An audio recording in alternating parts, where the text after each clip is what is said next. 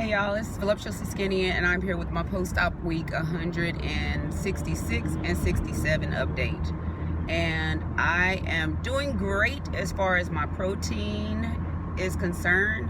I'm still running over 100 grams per day on average. For protein, carbs, I'm running about 300 grams on average per day. But this past week, so 166, I was down to 153.6, I believe. And this week, I'm up to 157.6. So that is coming down from a high of 370 pounds. And, what I maintain is I try to maintain between 150 and 155. So the weight that I was losing from the dehydration from the serotonin syndrome is the water weight is back and staying, and which is good. And so I'm averaging between the 150 and 155, but I'm 2.6 pounds over that because I went to San Antonio this weekend and I ran a full marathon and I felt great afterwards. Nothing like what I've been dealing with, you guys. That medicine is out of my system and I feel amazing.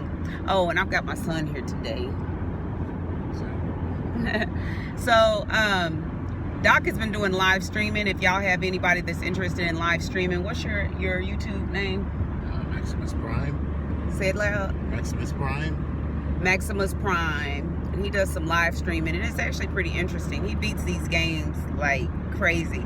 So if they want to come in and watch some live streaming or figure out how to beat certain levels of different video games, he's definitely the one to go check out. But anywho, so I ate good and I made sure I got in my protein most of all, and then I enjoyed myself. I really enjoyed myself. I think this was one of the first times that I've actually gone out and enjoyed myself and allowed myself to eat just some of the local, went to the candy shops, did some good food, pizza places, like the, make your own pizza, the Stone Place pizza or whatever. So, but anyway, yeah, good food. And then, I still drank protein shakes while I was out, or while I was gone. So yeah, I came back a little healthier. So I'll be working on that over the next couple of weeks, but mostly just working in getting my protein in because I am preparing for my brachioplasty and my fleur-de-lis abdominoplasty. So I'm excited and I'm nervous, y'all. Ooh, excited and nervous about it. But I'm trying to make sure that I'm doing everything that I need to do to make sure that I'm at my healthiest. And so I'm so glad that the serotonin syndrome was discovered and that we figured that out, and that now that is out of my system, I'm doing pretty well. The only thing is, I can definitely tell that medication was helping me with some of my mood and not some of my mood, a lot of my mood and my teariness, because I've started to get back teary. And just this whole weekend was kind of just emotional for me in the sense of I got to see an old friend of mine and we used to talk about some of everything, and I got to see her baby, and then she's pregnant again, and that was after dealing with several losses, and so it was exciting to actually finally get to see her baby and hold her baby. And then I believe she's having a boy, and so that's going to be neat to see her baby boy soon. And so I cried over that and I was just like, you deserve it, you're such a good person, you and your husband. And then I cried, y'all. I met Catherine Switzer. Like, she is my run crush. I don't even know how to put it, but she what is this? created this group called 261 Fearless. And 261 was her bib number in the Boston Marathon. She was the first woman to run with a bib in the Boston Marathon. And they did not want her to run. Y'all, they drug her out of their races. And what I'll try to remember to do is just to include a picture of her in that race. But they wanted to drag her out of that race, and her then, at the time, I think it was her boyfriend at the time, he basically kind of helped protect her and to keep her in that race. So it's 261 Fearless, and 261, like I said, it was her bib number, but it also stands for the fact that it's that feeling that you get when you are near the finish line of a marathon, because marathon is 26.2 miles. And so the story that I was given was that everybody kept telling her, you should make it 262, you should make it 262. And she said no, because the feeling that you get at 26.1, when you know that you're about to reach that finish line and there is nothing that's going to stand in between you, not another step, not another mile, nothing can prevent you from crossing that finish line. And it's that feeling that she wanted to portray, or that she wanted to for people to have when they were part of this group. And the group, like I said, is 261 Fearless, and it is about empowering women through running.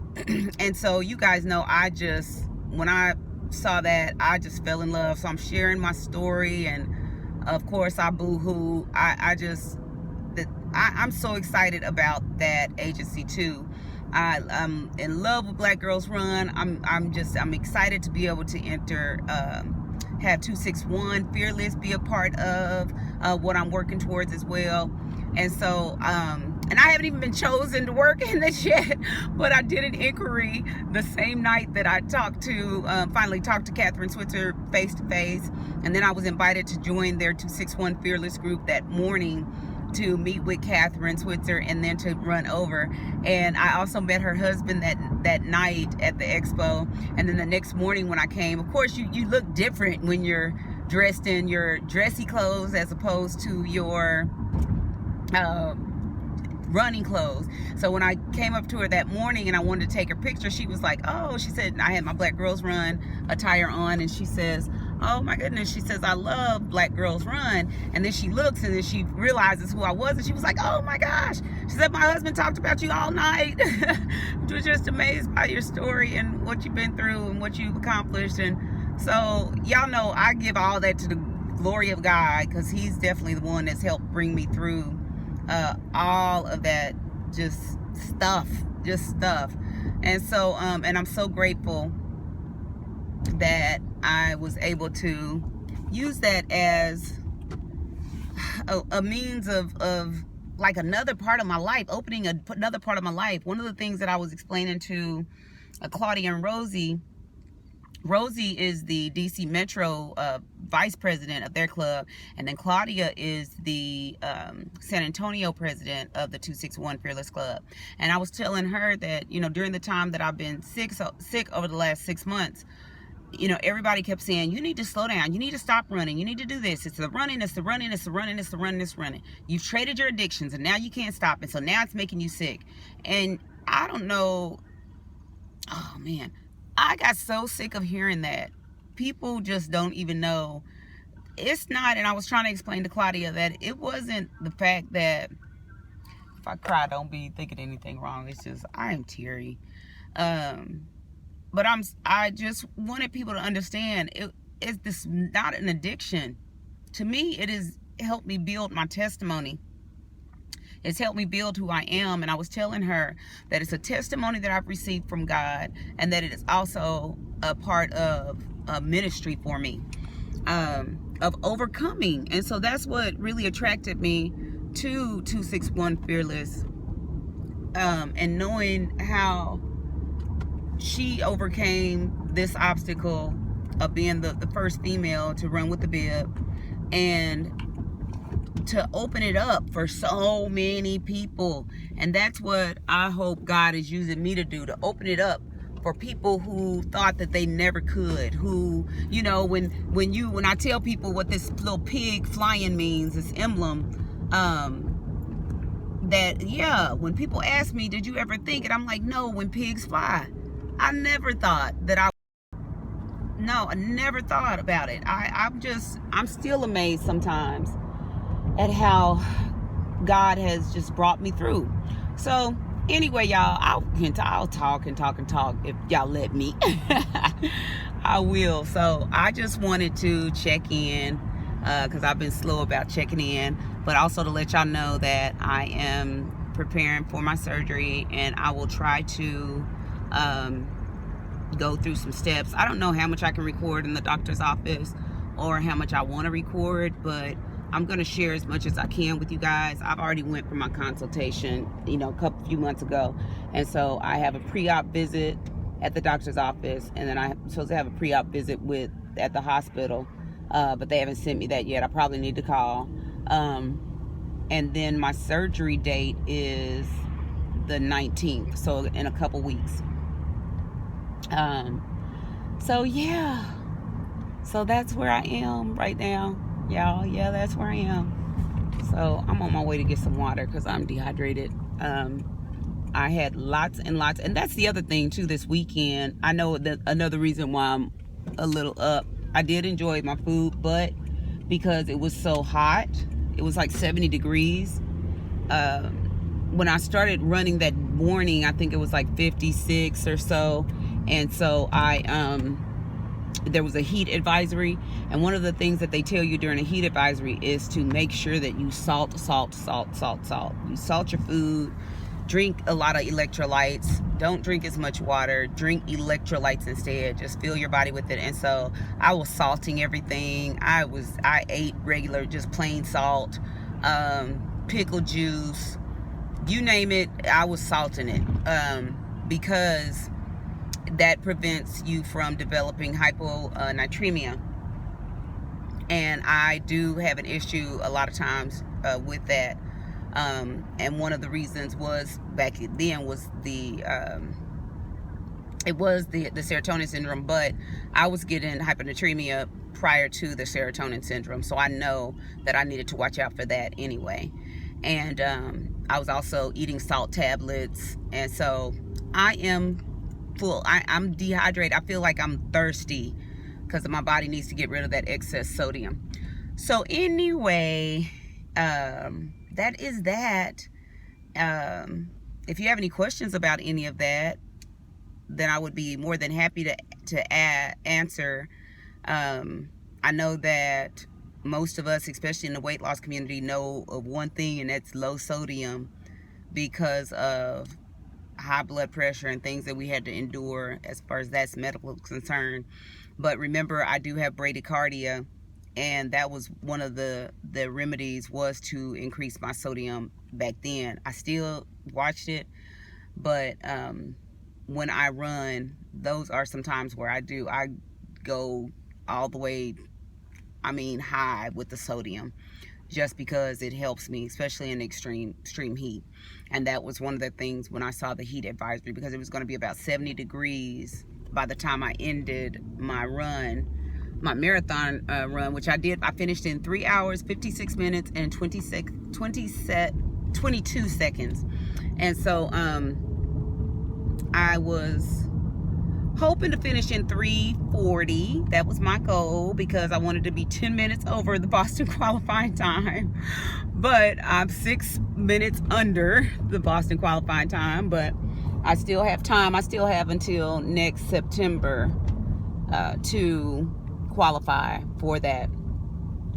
So that's what I plan on continuing to work for. I will take probably almost a full 8 weeks off from running because I want to make sure that I heal all the way. And then I will probably not until about 3 or 4 weeks. The doctor said about 3 weeks I should be ready to do some things, but it'll probably be about 3 or 4 weeks when I start doing some strength training. And that's what I'll concentrate on, as well as concentrate on studying for my MCAT, and just some meditation, and just kind of getting my mind prepared for that and the entry to medical school, because my MCAT, I'll be taking that again on January 24th. So yeah, that's that, y'all. I'm excited and can't wait to see. Ooh, that sun. Can't wait to see what happens. And I'm not ready to order yet, so I'm gonna have to go around. Yeah, I don't know, y'all. I'm excited about everything, and so that's where I am, and I just wanted to kind of update you guys. So anyway, I love y'all. I'm gonna get off here so I can order me a big old water from Sonic, and then I'm gonna use my lemonade packets to fill it up. Doc, you want a water? No. Okay. Alrighty. And I think it's a happy hour. You can get a drink if you want to. So anyway, y'all, I love y'all. Peace out, babies. Mwah.